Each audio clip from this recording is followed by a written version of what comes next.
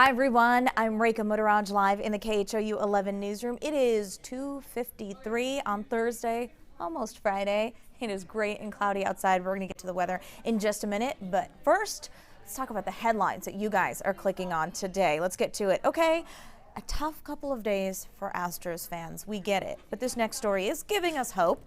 George Springer has reportedly signed a $21 million contract with the team, avoiding arbitration. The 30-year-old made $12.2 million in 2019, which was the best season of his career so far. Last month, the Astros and right-handed pitcher Lance McCullers Jr. also agreed to terms on a one-year contract for the 2020 season, also avoiding arbitration there. Okay, so we're lining people up there. Let's talk about another sports story right now involving Odell Beckham Jr. There is an arrest warrant out for the Cleveland Browns wide receiver. New Orleans police are saying that the former LSU star is wanted for misdemeanor simple battery. So this charge is stemming from an incident in the Tigers locker room after their national championship victory in the Mercedes-Benz Superdome that happened Monday night. A police lieutenant was trying to enforce the Superdome's no smoking policy. He was actually confronting some LSU players in the locker room, asking them to put out their cigars.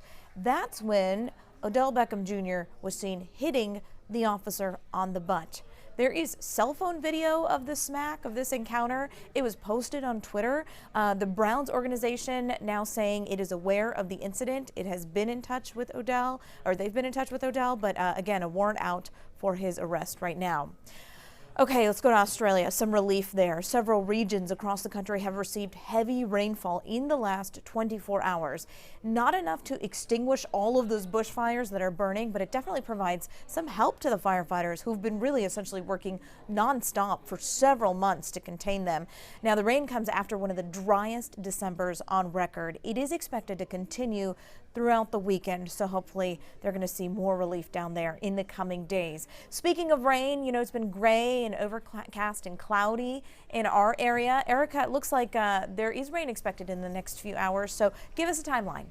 Yeah, so we're talking about a few pop-up showers now across the viewing area. I want to show you the big picture of what's going on across Texas. So you can see winter-like conditions just north of us, and it's still feeling like spring for all of South Texas, including Southeast Texas. There's a weak frontal boundary that's separating the 60-degree temperatures in areas such as Austin and Lufkin right now, and it's 75 for us here in Houston. So that frontal boundary is doing a good job at keeping it about a 15-degree temperature gradient at the moment. Here's where it is right now. It's also doing a pretty good job at bringing in some lift in the atmosphere. So that's why we have a little bit more activity of scattered showers, especially if you compare it to yesterday. And surrounding this area of low pressure, that's bringing in a good amount of scattered showers across folks of West Texas at the moment. So here's what our radar looks like. As of now, most activity I'm seeing popping up west of 45. They're very isolated cells, and they're actually moving pretty quickly at about at about 10-15 miles an hour. So you'll run into a brief downpour for your evening commute if you're traveling along, say, I-10 or 59 throughout this evening. But again, brief moments of downpours are possible. Shouldn't cause any issues in terms of any flash flooding or any severe weather or whatsoever like that. But it is more active if you compare it to yesterday, that's for sure. As far as our 24-hour temperature change goes, so the additional clouds that we had today, remember yesterday we had some breaks in the cloud coverage, that allowed us to get to the 80s yesterday afternoon. Today, temperatures area-wide are at least 1 degree cooler compared to yesterday thanks to the additional cloud coverage. And now we're going to start to see some areas with some rain-cooled air, very isolated spots though. Mid-70s is what we're tracking right now. We topped out in the upper 70s, so big relief, or at least any relief, right? We'll take any relief instead of 80s that we had yesterday. We're not seeing relief from the humidity though. So feeling quite soupy outside this afternoon yet again. And also more afternoon fog. Galveston visibility is reduced with still ongoing dense fog advisories that will remain in effect overnight. Okay, the weak frontal boundary. I want you to notice the yellow, light yellow shaded colors just north of us. Areas behind that front that's going to try to sag south. The problem is, the reason why this forecast is a little difficult is because this frontal boundary kind of wash out around the Houston area, and it's not going to push all the way through, not necessarily going to bring a big change for us. What it will do by tomorrow morning, you'll notice it won't be as warm. We'll be able to cool down to Friday morning as you wake up and head to work to the low 60s. So I'm going to back looking at about, there you go, low 60s.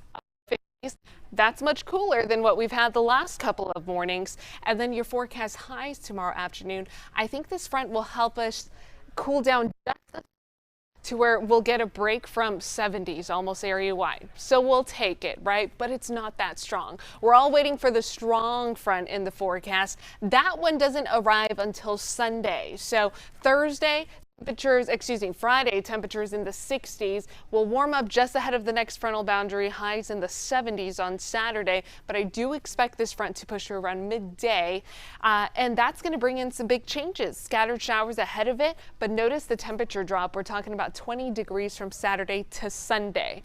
So just keep in mind spring-like temperatures on Saturday. Sunday, if you want the winter-like conditions, they're returning.